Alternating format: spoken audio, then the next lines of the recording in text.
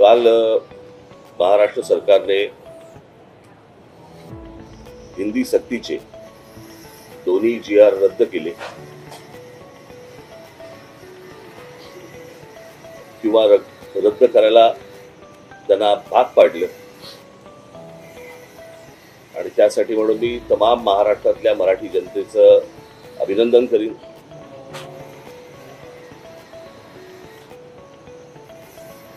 सर्व बाजूनी तो जो रेटा आला आणि त्याच्यातनं हा सरकारला खरं तर काही गरज नसताना हा खरं तर विषय आला होता, परंतु तो विषय रद्द झाला। त्याबद्दल मी महाराष्ट्रातल्या अनेक मराठी जनांचे तर आभार मानीनच, पण त्याचबरोबर मी अनेक साहित्यिक, त्याचबरोबर काही मोजके कलावंत, त्याचबरोबर मराठी वर्तमानपत्राचे आणि मराठी टेलिव्हिजन चॅनलच्या सर्व पत्रकार आणि संपादकांचे मी आभार मानतो। हा विषय जेव्हा निघाला त्यावेळेला हा काही विषय क्रेडिटचा नाहीये, पण हा विषय जेव्हा निघाला सरकारकडनं त्यावेळेला सर्वप्रथम आम्ही त्याला विरोध केला। त्याचं पत्रही आम्ही तुम्हाला मागच्या वेळेला तिन्ही पत्र मी तुम्हाला वाचून दाखवली होती आणि ती पत्र ज्यावेळेला गेली आणि वातावरण जसं जसं तापायला लागलं, त्याचबरोबर महाराष्ट्रामधले इतरही सगळे राजकीय पक्ष, त्याच्यामध्ये उद्धव ठाकरेंची शिवसेना असेल, राष्ट्रवादी काँग्रेस असेल, शरद पवार साहेबांची इतर राजकीय पक्ष जे आहेत महाराष्ट्रामधले आहेत, संघटना आहेत, यांनी देखील त्याला पाठिंबा दिला। आम्ही 5 तारीख मोर्चाची जाहीर केली होती, खरं तर 6 केली होती, पण ती 5 केली कारण 6 तारखेला आषाढी एकादशी असल्यामुळे। आणि हा जर मोर्चा निघाला असता तर मला असं वाटतं न भूतो असा मोर्चा हा निघाला असता। जे साधारणपणे 70-75 वर्षाचे जी लोक आहेत त्यांना कदाचित संयुक्त महाराष्ट्राचा काळ आठवला असता आणि तसंच त्याच प्रकारचं वातावरण एक महाराष्ट्रामध्ये निर्माण झालं आणि मराठी ताकद काय आहे हे देखील राज्यकर्त्यांना कळलं, मराठी माणूस एकवटला की काय होतं हेही देखील कळलं। त्याच्यामुळे परत असलेल्या भानगडीमध्ये सरकार जाणार नाही अशी मी आशा अपेक्षा बाळगतो।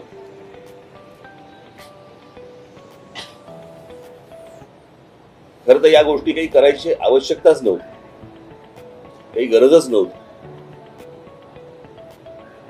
त्या दिवशी माझ्याकडे दादा भुसे ज्यावेळेला मंत्री आले त्यावेळेला त्यांनी मला सांगितलं की आमचं ऐकून तर घ्या। तेव्हा मी त्यांना सांगितलं होतं, मी म्हटलं तुमचं ऐकून घेईन पण ऐकणार नाही आणि या विषयामध्ये कोणतीही तडजोड होणार नाही, कारण हे काय आहे, हे स्लो पॉइझनिंग आहे। हे हळूहळू एक या गोष्टी आतमध्ये पेरायच्या आणि ते खास करून महाराष्ट्राच्याच नशिबी येणार, बाकीची राज्य कुठची ऐकणार नाहीत। आणि हा प्रयत्न त्यांनी करून पाहिला, परंतु तो त्यांच्याच मला असं वाटतं अंगाशी आला आणि त्याच्यातनं तो सगळे GR मागे घेतले गेले। आता काहीतरी ते समिती नेमतायत, कोणाची ती जाधवांची, त्यांनी समिती नेमावी, त्याचा निर्णय आणावा न आणावा याच्याशी आम्हाला काही कर्तव्य नाहीये, परंतु परत ही गोष्ट होणार नाही एवढी सरकारने नक्की लक्षात ठेवावं। असल्या कोणत्याही गोष्टी आम्ही मान्य करणार नाही, या होणार नाहीत। आम्ही ज्यावेळेला शिक्षण घेतलं किंवा आतापर्यंत जे शिक्षण होतं त्याच्यामध्ये साधारणपणे 5वी नंतर 6वी पासून हिंदी आणि संस्कृत वगैरे असले प्रकार विषय वगैरे होते, परंतु मी त्या दिवशी म्हटल्याप्रमाणे मुळात हिंदी आणण्याचा का ह्यांचा प्रयत्न आहे मला अजूनपर्यंत कळलेला नाही, कारण ह्यांना हिंदी येते म्हणून नसेल, परंतु हिंदी ही काही राष्ट्रभाषा नाही जी तुम्ही इतर राज्यांवरती लादावी अशी। आणि ही हिंदी एका प्रांताची भाषा आहे, त्या प्रांताच्या भाषेचा मग आमची खरं तर बघायला गेलं तर अनेक याच्यावरती अनेक लोकांनी बोलले होते की उत्तर भारतातले अनेक लोक हे महाराष्ट्रामध्ये नोकरीसाठी येतात, तर त्या भागामध्ये मराठी शिकवली पाहिजे। ते न करता म्हणजे एक 150-200 वर्षापूर्वीची एक भाषा 3000 वर्षापूर्वीच्या भाषेच्या वरती वरचढ होण्यासाठी प्रयत्न करायला लावतात हे लोक, तेव्हा हे मान्य होऊच शकत नाही, हे होणार नाही. काल मला त्या ह्यांचा हा जो निर्णय आला त्याच्यानंतर संजय राऊतांचा मला फोन आला होता आणि त्यांनी सांगितलं की आपल्याला काय करायचं पुढे. म्हटलं आपल्याला मोर्चा तर रद्द करायला लागेल आता. तर त्यांनी म्हणाले की आपण एक विजयी मेळावा आपण घ्यायला पाहिजे. म्हटलं घेऊया. म्हणाले मग 5 तारखेला आपण जाहीर केलं तर 5 तारखेला घेऊया का. म्हटलं 5 तारखेला घेता येईल. म्हटलं आता काही ठिकाण बिकाण जाहीर करू नका. म्हटलं मी माझ्या लोकांशी पहिल्यांदा बोलीन, चर्चा करीन आणि चर्चा केल्यानंतर म्हटलं मग आपण एकत्र मिळून ठरवू आणि मग त्याच्यानंतर बघू आपण 5 तारखेला काय करायचं ते. तर त्याप्रमाणे 5 तारखेला तर अजून काही ठिकाण वगैरे ठरलेलं नाही. मी माझ्या सहकाऱ्यांशी बोलीन, मग त्यांच्याशी बोलणं होईल, माझे सहकारी त्यांच्याशी बोलतील आणि मग त्याच्यातनं 5 तारखेचा मेळावा होईल. तो मेळावा जरी झाला तरी त्याला काही पक्षीय त्याला लेबल लावण्यात काही अर्थ नाहीये, कारण हा खरा तर विजय हा मराठी माणसाचा विजय आहे आणि त्या दृष्टिकोनातूनच या मेळाव्याकडे पाहिलं पाहिजे आणि तुम्ही देखील बघितलं पाहिजे. अर्थातच मला आनंद आहे या गोष्टीचा की ज्या प्रकारे वर्तमानपत्र आणि टेलिव्हिजन चॅनल, तुम्ही पत्रकारांनी आणि अनेक संपादकांनी ज्या प्रकारे हा विषय लावून धरला, मी खास करून तुमचं सर्वांचं मी अभिनंदन करीन. अशा बाबतीत सर्वजण जागृत असले पाहिजेत आणि कुठे कुठे काय काय गोष्टी घडतायत, होत आहेत. मला असं वाटतं हे महाराष्ट्राला तुमच्या चॅनलच्या वतीने, वर्तमानपत्राच्या वतीने कुठे कुठे हे काय गोष्टी मुरतायत हे तुम्ही सांगितलं पाहिजे.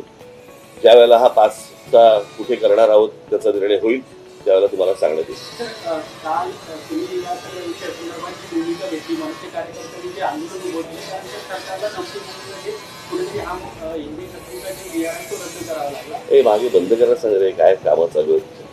या सगळ्या संदर्भात काल मुख्यमंत्री असतील, उपमुख्यमंत्री असतील, त्यांनी पत्रकार परिषद घेतली, मुंबईकर रद्द केली. मात्र त्यांनी तुम्हाला एक प्रश्न विचारला की राज ठाकरेंनी उद्धव ठाकरेंना पहिला हिंदी भाषेच्या संदर्भाचा प्रश्न विचारावा, कारण त्यांच्या कार्यकाळामध्ये तो अहवाल आला होता आणि त्यांच्या मुख्यमंत्री पदाच्या काळामध्ये तो नाही. बघा, मी तुम्हाला एक गोष्ट सांगतो, महाराष्ट्राच्या बाबतीत उद्या मराठी माणसाच्या विरोधात, मराठी भाषेच्या विरोधात उद्या कोणी जरी असेल तरी माझा त्याला विरोध असेल, कळलं का. आणि उद्या जर समजा उद्धव ठाकरेंच्या काळामध्ये मला आता मी तेव्हा हा प्रश्न विचारला यांना, परंतु तो कुठचा उच्च शिक्षण, प्राथमिक शिक्षण आणि काय उच्च शिक्षण याच्यामधला तो शालेय काहीतरी असेल, तो त्याच्यानंतरचा तो विषय आहे असं माझ्या आता कानावरती आलं. मला अजून त्याच्या डिटेल्स मला मिळालेलं नाहीये. कोणतरी ठाण्याचा कोणतरी माणसाने त्याच्यावरती सही केली आहे त्या सगळ्या विषयावरती.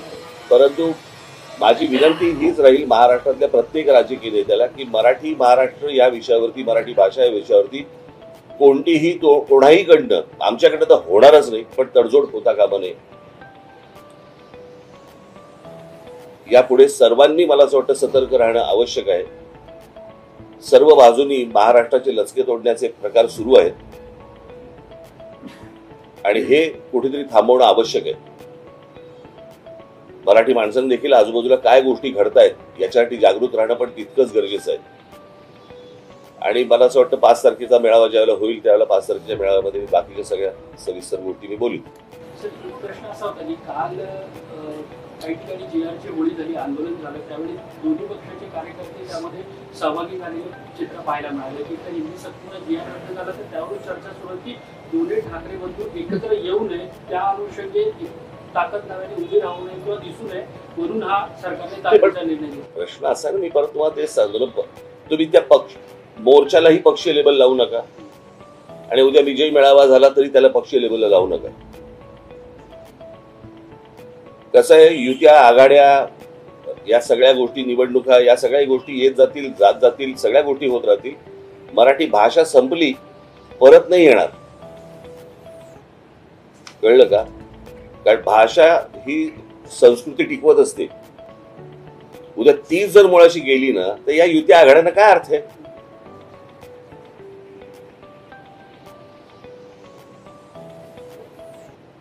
या सगळ्या गोष्टी ह्या निवडणुकीच्या वेळेला बघता येतील का, विचार करता येईल त्या गोष्टींचा. त्याचा विचार आता करून चालणार नाही. आता मला असं वाटतं की या सगळ्या गोष्टींकडे तुम्ही एक संकट म्हणूनच पाहावं, त्याला राजकीय लेबल लावू नयेत. कळलं का? आणि उद्या त्या प्रकारचा काय मेळावा काय घ्यायचा असेल तर कसं होते काय होते मी आपल्याला कळवेन.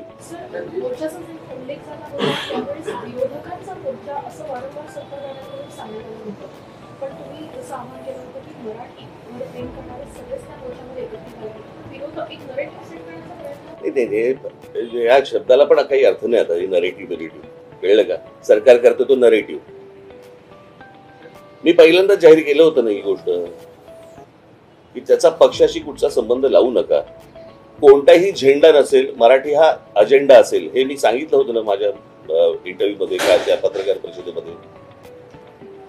त्याच्यात काय आता नरेटिव्ह आम्ही सेट करायचा का त्यांनी?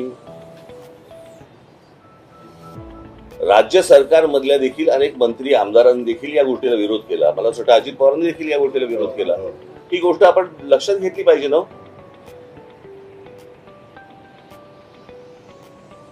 आपण पाहिलं असेल तर सत्ताधारी पक्षामध्ये पण अनेक लोक विरोध करतात. पुन्हा एकदा एक समिती नेमण्यात आली आहे. समिती अभ्यास करून असं सांगणार आहे की कुठल्या इयत्तेपासून हे लागू करायचं. मी आता काय बोललो, मगाशी बोललो ना, मला असं वाटतं मध्ये नव्हता का तू? होताच ना. मग मला पण एक प्रश्न विचारायचा असं. सर, या समितीचे जे डॉक्टर नरेंद्र जाधव आहेत त्यांच्या संदर्भात मराठी अभ्यासकांनी प्रश्न उपस्थित केलाय की ते मी आता जी तुम्हाला भूमिका जी मांडलेली आहे याच्या अगोदर 1ली ते 5वी हिंदी चालणार नाही. ते जाधव येऊ देत तर अजून कोणी येऊ देत.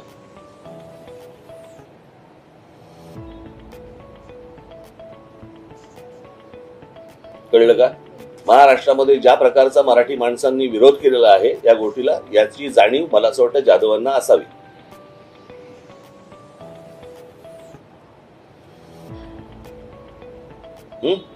महाराष्ट्रामध्ये खूप प्रश्न तुंबलेले आहेत.